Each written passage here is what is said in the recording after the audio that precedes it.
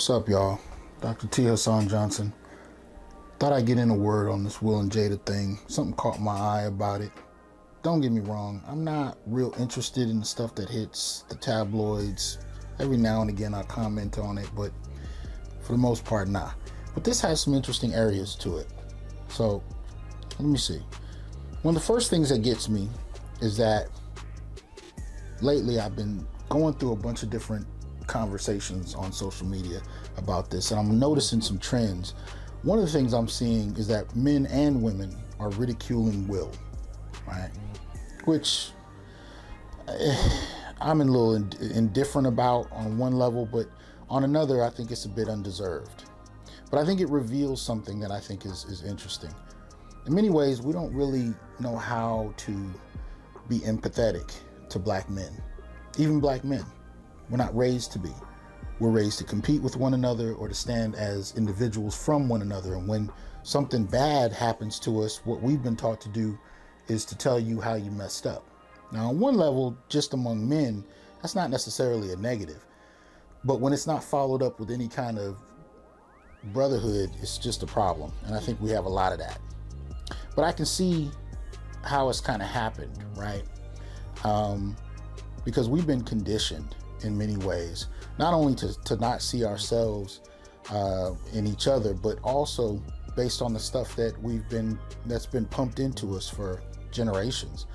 I mean, I just noticed the other day there's this new Netflix film coming out with Nia Long and Omar Epps, and kind of like a bunch of other movies like The Perfect Guy, No Good Deed, The Intruder, Sleeping with the Enemy. It's one of those kind of flicks where Nia Long is happily married, and then her old boyfriend or acquaintance or stalker, Omar Epps' character, comes in and basically, stalks her, tries to kill everybody. He's behind everything. But you got this weird kind of Mandingo slash, noble savage nigger character, right, who comes in. And that's what we're familiar with black men. Right? We've been monsterized. We've been made boogeymen in the popular imagination since slavery. And it's no accident that we see ourselves that way, let alone the rest of the world, regardless of what we're doing. So it doesn't surprise me when somebody like a Philip Blanks, right, who played wide receiver at a Southern California college, catches and saves the life of a child thrown from a balcony of a burning apartment in Phoenix, Arizona. It doesn't surprise me when there's no fanfare when we see him do this, right? Catching a child in a way that's just incredible. Yet we have no way of interpreting that. There's almost a kind of cognitive dissonance when we see that. We don't know how to make sense of it. But we can make sense of when men have failed, have become monsters, who have done something, or if they've cheated on their woman or whatever. If they're on the down low. We have all kinds of ways of interpreting negativity, not a lot of ways of interpreting positivity. So it doesn't surprise me again when we get to Will and somehow this becomes his fault. The rumors fly. There's all kind of problems with this. So let's get into it, right?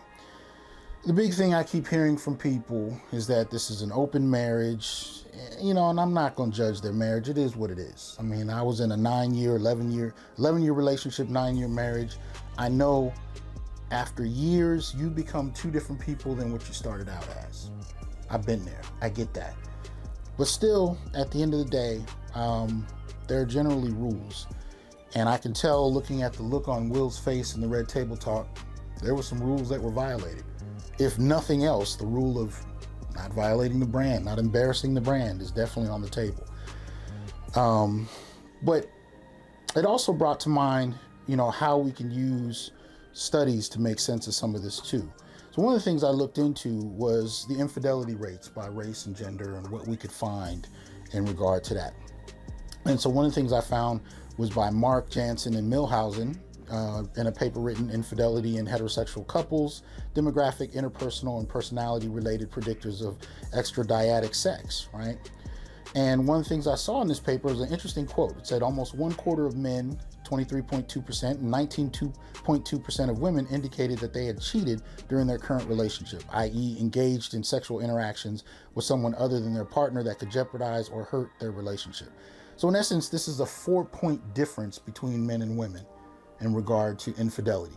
Now, this is also conducted by survey, so it's limited to what people were willing to volunteer, but it's still interesting in and of itself that despite stereotypes, we find that there's not a whole lot of difference. And I have no problems with the argument that there are likely far more, there's likely far more cheating going on than what's been admitted to, especially on behalf of the women. And why do I say that? Because women have been socialized, of course, with this idea that infidelity, it makes them, whores or so on and so forth. And even though men can be shamed and called dogs, it's not the same level of gravitas. So it wouldn't surprise me if more women on a survey didn't come forward the way one would imagine. Nevertheless, the overall trend we witness with this is that people, as one woman said on my Facebook page, people are basically as faithful as their options, which I think is something Chris Rock has said as well. And it's true. When you actually look at the data, what we find is that it coincides with sexual marketplace value. In other words, when men have the advantage in terms of the sexual marketplace, they take advantage of it. When women have the advantage, they take advantage of it. The primary difference between the two is that men's sexual marketplace value has a longer range. Women's value is generally considered between 18 and 29, right? Roughly speaking. Well, men's value begins to kick in between 35 and 40, and up to the age of about 70, it's pretty established. And it's rooted in what people want, right? Women are attracted to looks, but more often than not, they're attracted to security.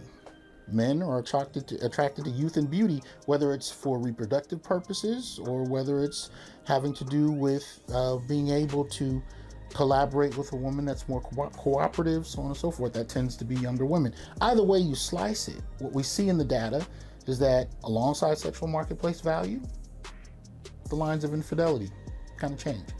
When men don't have the advantage, they don't cheat as much. When women don't have the advantage, they don't cheat as much, but that's what we have. So when you look at Wendy Wang's piece, Who Cheats More? The Demographics of Infidelity in America, that's where you can kind of see the data and how that plays out, right? But from there, what is all of this about?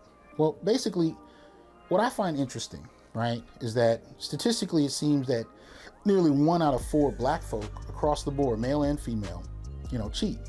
But generally, we only think about black men when it comes to infidelity. Black men have become the face of infidelity. We are synonymous with it. But when Jada was found to be the one that had violated her agreement, so to speak, first, when ousted by Alcina, she didn't say much. She hid, in fact. Then she came out and said it was personal. Then she begrudgingly admitted to it, but then she kind of said it wasn't a transgression against will. Whatever. But beyond that, beyond their marriage itself, what I find interesting is how we act, right? I didn't see the same kind of accountability being brought to her that I see generally brought to men. And I said this on Facebook, other people have said it. If this had been Will messing with one of Willow's Willow's friends, right? Especially one who was psychologically and emotionally damaged due to drug use and whatever other trauma she'd experienced, he'd be ousted from Hollywood, right? Our Me Too culture that we've been living in, this cancel culture, really doesn't know how to process, as I think the larger society is reflective of this as well. We don't know how to process female guilt. And I'll get to that in a second. So, at the end of the day, we don't treat them the same. And I think it's a problem because it doesn't really condition men or women to engage each other on realistic terms, especially women, because they're not really ever held accountable for their behavior. Now, I got to shout out Kevin Samuels. His show yesterday was impactful, and he made me think of something I hadn't considered in regard to Jada's behavior. Jada strikes me as one of these very maternal kind of people, right, who likes to fix broken people, right? She's one of these, one of those kids that likes to fix broken toys. Whether it's her relationship with Pac, her attraction to August Alsina, she seems to be drawn to broken men, right? Now, we never know who celebrities are behind closed doors, but Will doesn't strike me to be as broken as some of the men she seemed to have engaged, kind of long-term relationships with. So that in and of itself kind of gives me the impression that she wouldn't mind a project, right? And that says something about her, if I'm right about that. So I think Kevin has a point when it has to do with people who are drawn to broken folks and want to fix them. And she strikes me like that. And Will doesn't seem to be as exciting a project in that regard. But I will say, beyond her behavior as far as that, the other part of her behavior that I didn't like was her lack of accountability. In the Red Table Talk, discussion she has with Will, she seems, I wouldn't say completely indifferent, but, she was definitely resistant to apology. And I think that had a lot to do with her inability to be accountable. But again, we don't create an environment of accountability for women for the most part. We don't know how to interpret it. We don't know how to pressure them to do that. Now, I will say right off, I've seen a couple of women online that were very critical of Jada's behavior. I'm not going to deny that. But at the same time, I think for the most part, I saw a lot more women defending her and finding ways to critique Will. And when black men went out their way to critique Will, I found more often than not women taking those critiques and using them to deflect accountability from Jada and to other black women as an extension of Jada, right? So it was this interesting kind of thing that I watched going into a variety of comments and discussions about this whole situation. There is a serious pushback about any kind of black female accountability when it comes to behavior, whether we're talking about individual people, and I've had these experiences with countless individual people, and as well as looking at celebrities as a reflection of us, right? So when she started using this language of entitlement, I'm not entitlement, even though I think it fits, but when she started using this language of entanglement, entanglement, just the sound of the term, the way it's used in the sentence, it's almost like, I walked into the jungle and I got entangled in the vines. I was entangled. It takes accountability away from the fact that you put yourself in a situation you didn't belong in. You know what I mean? That's not what I did. I didn't hear that level of accountability from her. And even if their relationship was such that they can have, open engagements with other people, I didn't even hear her really apologize for embarrassing him, publicly putting him on blast, any of that. Letting this situation get to that. I didn't really see her kind of own her behavior other than to call it an entanglement and suggest, like the underlying tone is that it's something that happened to her that she couldn't help, right? And that's one of the things I think people like her get away with. But as far as the larger population, I definitely didn't see the same kind of treatment that I generally see when it comes to how men are treated when they're ousted. So you take like Jay-Z and Beyonce, and I've heard a lot of people say, well, that's not the same. They don't have the same relationship. We don't know what kind of relationships any of these people have. But it doesn't really matter what kind of relationship they have. What I'm interested in is how we treat people, right? Now, y'all remember when Jay-Z got attacked in the elevator by Beyonce's sister. We didn't hear any sound. We just saw the video. And what was interesting to me at that time is when that happened, everyone I could find who was talking about it was sure that he was at fault, right? Everybody took him to task. They created stories about what he must have done and treated those stories like they were truth, simply because they felt it so. But the interesting thing about it is I didn't ever see one person bring the problem to Beyonce. I never saw anyone suggest that she was the source. I never saw anyone say that she, they didn't say anything about the type of marriage they likely had that would justify his behavior for cheating. No one suggested that she may have neglected his emotional needs, which would require him to go out and find a company elsewhere. No one questioned whether or not he had an affair because she likely already did. There was none of this empathy or fictitious imagining about what was going on behind the scenes that benefited Jay-Z. And if you tried to defend Jay-Z, even though none of us had any information about it, there was something wrong with you. You were a misogynist. You were a sexist. And so that kind of got me, right? So my response to this is that, at the end of the day, I generally find men don't have any problem critiquing each other. And I think we go too far sometimes to do it because we're not hampered into protecting each other at the expense of truth. I don't see that. Men call each other out a lot. What I see from women more often than not is more of this kind of defending at all costs, no matter what. And it's also tied to a desire to be empathetic, right? To look for the reason she may have done something once it's been established that she did. Until that point, all bets are off and they're going to fight it back and forth. But when she comes out and admits it, then the conversation switches to why she must have done it. What were the emotional needs she had, you know? None of that is ever extended to men when men are in the wrong. And so I kind of reached this place where I'm like, look, you know, either we start acting like, you know, like them just to kind of show the folly of just, you know, supporting women just to be supporting women, or, you know, we kind of address this in a more complicated way, but withhold our critiques about men until people have a chance to fully digest what we're talking about. What do I mean? So I'm saying, before we jump on Will, let's actually hold the critique to Jada for a moment before we jump in on Will, if there's a reason to. And if there's no reason to jump in on Will, then don't. But we have a real problem with letting women own the critiques that come with their behavior, because so much of our culture is rooted in chivalry. It's rooted in deflection. It's rooted in this fundamental idea that women are inherently more pure and more good and less capable. And it's so well ensconced, in fact, that, you know, according to Sonia Starr, you know, women receive 63% less sentences for the same crimes as men.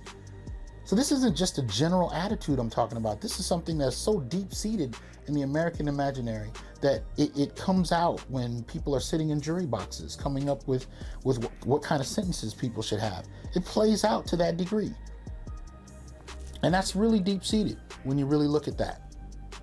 So because of that, you know, we really, because of that kind of background, we don't know how to hold women accountable. You know, it's not a part of our culture. And because of that, we really have to learn new ways to do that. So I think the first way of doing that is, you know, especially for men, to learn how to actually critique women. And I think one of the best ways to do that is to let them own the critique for a while before you jump in and try and be multifaceted and bring in why men are actually the problem as well. There's no problem doing that. If we want to be multifaceted, let's be multifaceted. But I think sometimes people need to hold the L that they deserve before they're bailed out. Even if the bailout is necessary, they need to hold it for a minute, right? Something else, the last part I really wanted to jump in on was this whole thing I heard Will and Jada say at the end of their video. We ride together, we die together, bad marriage for life. And I know it was a joke and it was tied to his bad boys. I get it, but look, my wife and I tried that mess before. I mean, we both came from broken homes and we wanted my son to not have that. And we got to a point where we were like, no divorce at all costs. We got to that point. We considered it. We talked to lawyers. We almost divorced, but then we decided, as we did at the beginning of our marriage, that no matter what, we weren't going to do that to my son. Now, that was 11 years ago. And I can say that I don't believe that anymore. I think even if we have to go through divorces, I think children need to know that staying together just for the sake of saying you're together is a waste. I want my son to know that sometimes goodbye can be a liberating thing. Sometimes leaving a painful situation and making your life better is necessary. And staying together just to say you're staying together is ego. It's not even, so this whole idea, and they kept pushing this unconditional love. I think there's a severe misunderstanding of how that works.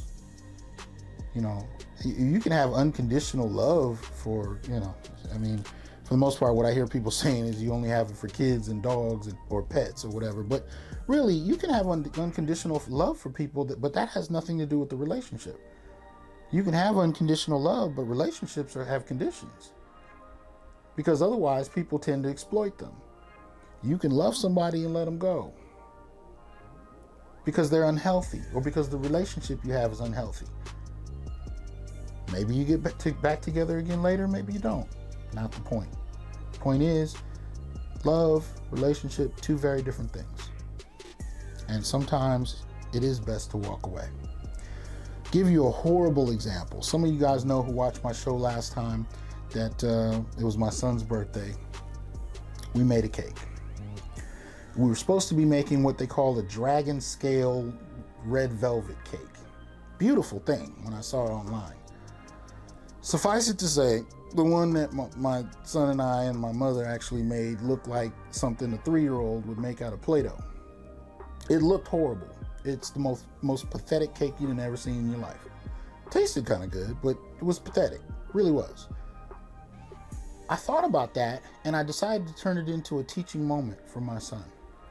Because here's the thing, especially for men, if you don't have a father at home, you piece together your idea of masculinity through media and through friends, usually.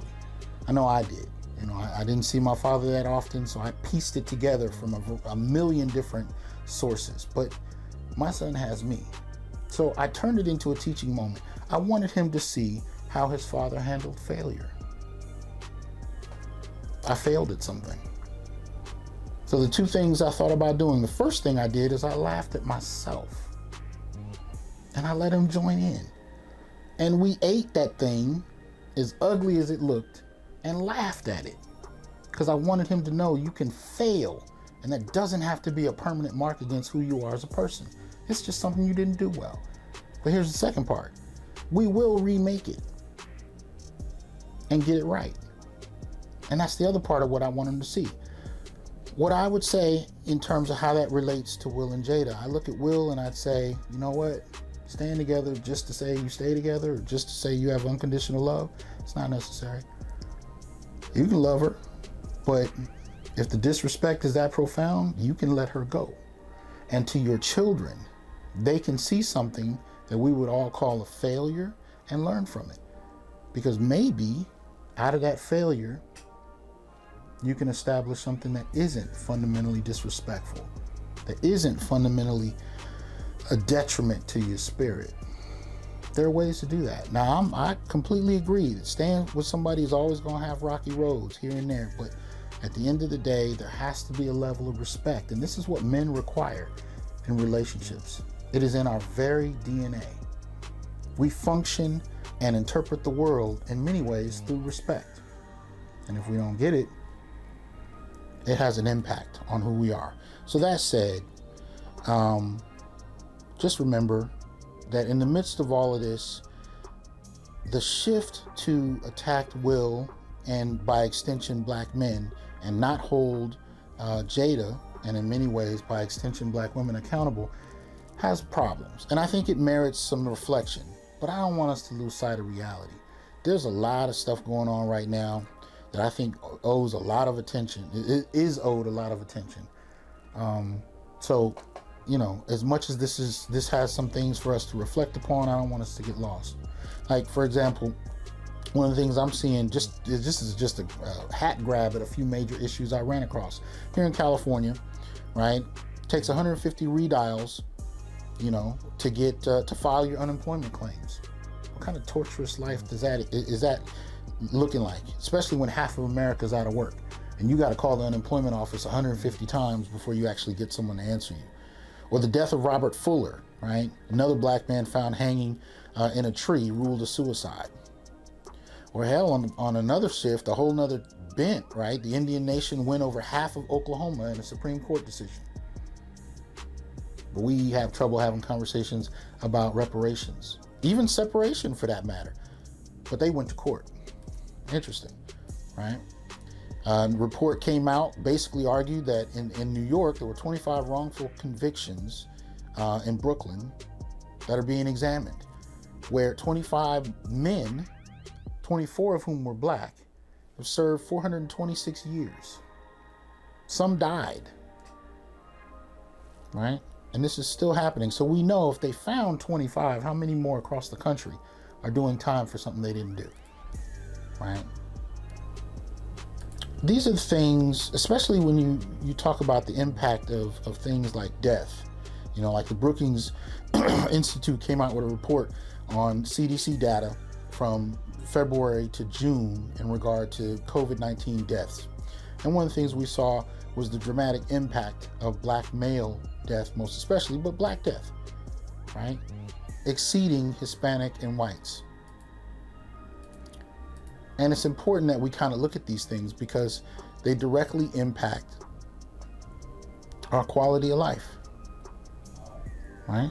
And they're spanning age from 35 to 85, right? But it's impacting us particularly in middle age. Unemployment at just dramatic turns. When you look at the differences between the unemployed, who's out of the labor force, who's institutionalized in prisons, we see the dramatic effect over time and how it's impacting us. And this is before we went into the pandemic, right? So these are the kind of things that I think merit some reflection beyond just what's going on in pop culture. And I don't want us to lose track of that. But even if we're going to deal with pop culture, then let's deal with the elements of it that impact all of us, right? And get to the bottom of why we have no problem denigrating men and leaving women void of accountability. You know, to me, the whole time period of pushing this thing where, you know, women are these special snowflakes that can do no wrong, that we got to get past the chivalrous moment. It's over with. Let's move past it. Let's get to a whole nother point. That being said, wish y'all well. Peace.